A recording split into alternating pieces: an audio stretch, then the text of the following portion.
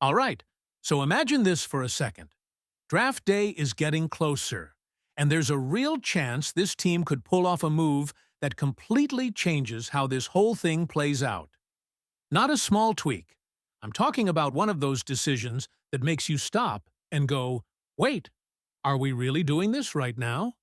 And the craziest part is, it might actually make a lot of sense when you look at the bigger picture. So, without further ado, let's get straight to the point.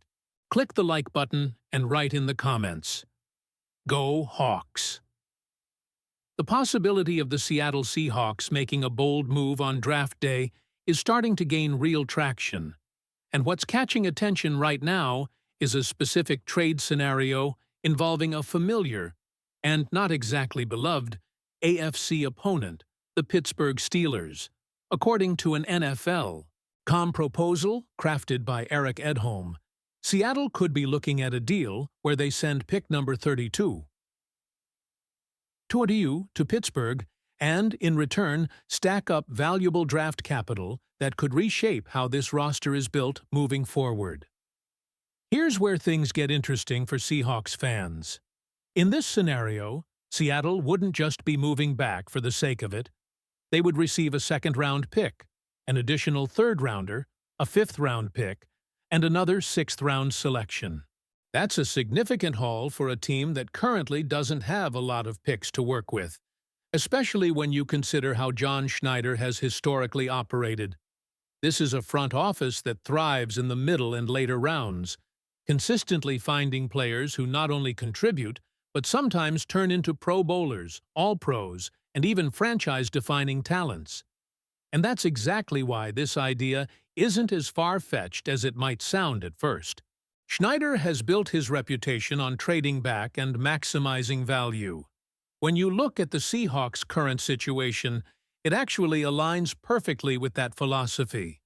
The roster is already strong, coming off a Super Bowl victory, and while there aren't glaring holes in the starting lineup, depth is where this team can still improve. That's a dangerous combination for the rest of the league. A championship team that still has room to get deeper and more versatile. Now flip this over to Pittsburgh's perspective, because that's where the urgency really starts to show. The Steelers are in a completely different phase. They are trying to maximize a shrinking window with Aaron Rodgers, who is already in his 40s.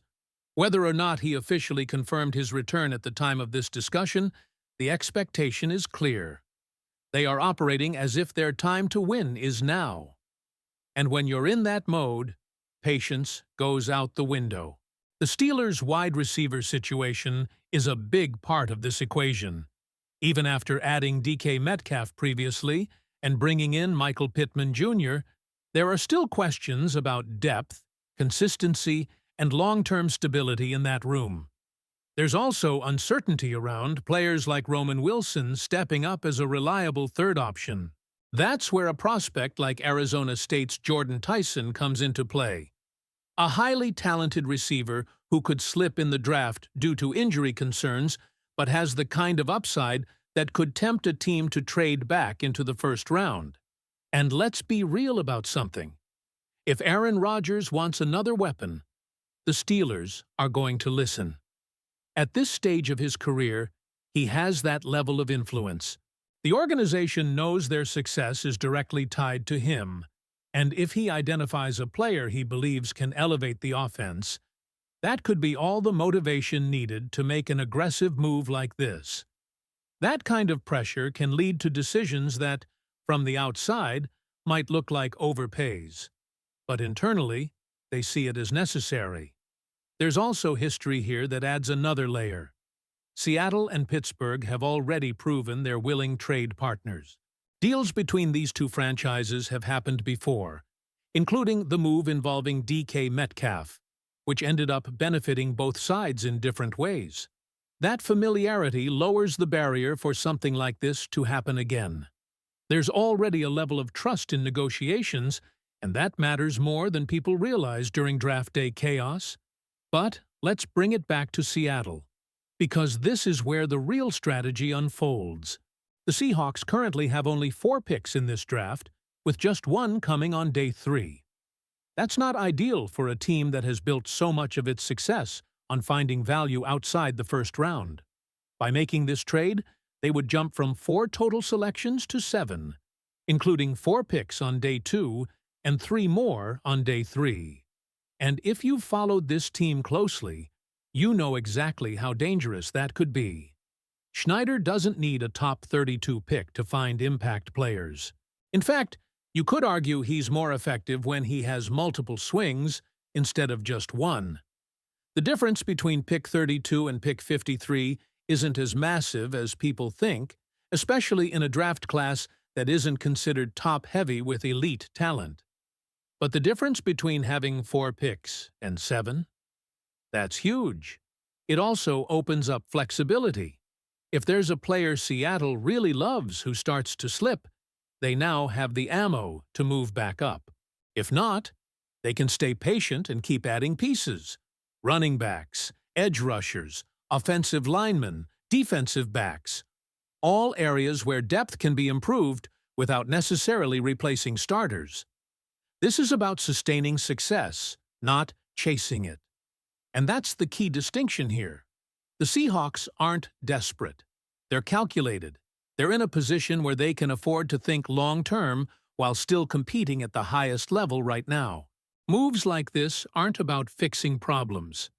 They're about preventing them down the road. So when you step back and look at the full picture, this trade idea starts to make a lot more sense. You have a Steelers team that might feel pressure to act quickly, possibly even aggressively, and a Seahawks team that's perfectly positioned to take advantage of that urgency and turn it into long-term value. But now it comes down to you.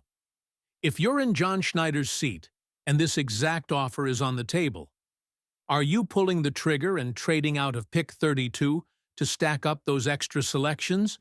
Or are you staying put and taking your shot in the first round? Now here's where this entire situation takes an even more intriguing turn, because when you really break down what Seattle could do with that added draft capital, it's not just about quantity, it's about control. This kind of move would give the Seahawks the ability to dictate the flow of their draft instead of reacting to it. And that's exactly where John Schneider has done some of his best work over the years. Think about the flexibility this creates. With 4 picks on day 2 alone, Seattle could attack multiple position groups without feeling forced into reaching for need. If there's a run-on-edge rushers early in the second round, they're still in position to grab one. If the offensive line board starts to thin out, they have multiple chances to secure depth there. And if a player they didn't expect suddenly starts to slide, they have the ammunition to go up and get him without sacrificing the rest of their strategy. That's the kind of leverage that completely changes how a draft unfolds. And let's not overlook something else that was highlighted. This isn't a roster that's scrambling to replace starters. The Seahawks are returning the core of a championship team, losing just 1 starter on offense and 1 on defense. That level of continuity is rare, and it allows the front office to focus on building layers beneath the surface. Depth at running back, additional pass rush options, reinforcing the secondary, and continuing to develop the offensive line. All of those areas can be addressed with volume rather than urgency. There were even specific examples mentioned that show how this could play out. A player like Mike Washington Jr. out of Arkansas could bring explosive speed to the backfield. Prospects like Colton Hood or Zion Young could realistically be available in that range where Seattle would now be picking. These aren't just random names. They represent the type of value targets that become accessible when you move down slightly, but gain significantly more opportunities to pick. Satrid. And that brings us to a critical point that a lot of fans sometimes overlook. The difference between pick 32 and pick 53, especially in a class that isn't viewed as elite at the top, might not be as dramatic as it sounds, but the difference between having 1 shot at that tier of talent versus multiple shots? That's massive. Seattle is essentially betting on its ability to evaluate and develop talent better than most teams, and based on their track record, that's not a risky bet. It's a calculated one. On the other side of this, though, there's a reason this deal might even be available in the first place. It was clearly stated that if something like this were to happen, it would likely come from a place of desperation from Pittsburgh. When you're dealing with a quarterback like Aaron Rodgers at this stage of his career, every season feels like it could be the last real shot. That pressure can lead teams to overextend, especially if there's a specific player on the board that they believe can make an immediate impact. And if Jordan Tyson is sitting there, slipping because of injury concerns but still carrying first-round talent, you can absolutely see how that scenario unfolds. Rodgers wants another weapon. The front office feels the urgency, and suddenly a deal that heavily favors Seattle starts to look justifiable from their perspective. It's not about long-term balance anymore. It's about maximizing the present. There's even a line of thinking here that suggests this kind of offer, if actually presented, would be almost impossible for Seattle to turn down. The value is just too strong. Turning one late first-round pick into multiple selections across Day 2 and Day 3 aligns perfectly with everything this organization has believed in for over a decade. It's not flashy, it's not headline-grabbing in the traditional sense, but it's the kind of move that quietly builds another contender.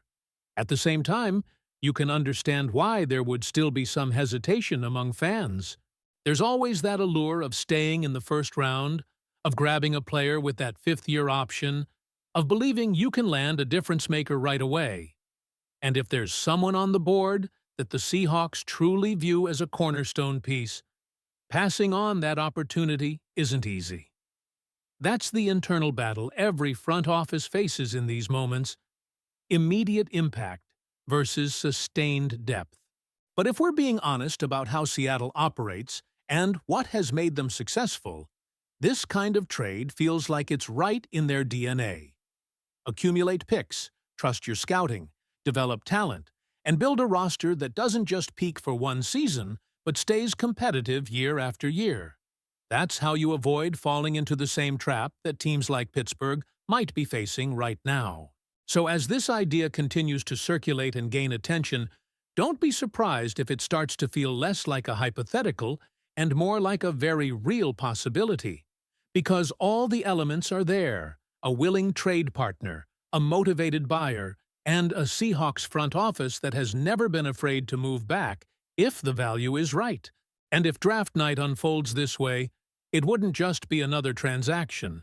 It could be one of those defining moments that shapes the next phase of this team's success.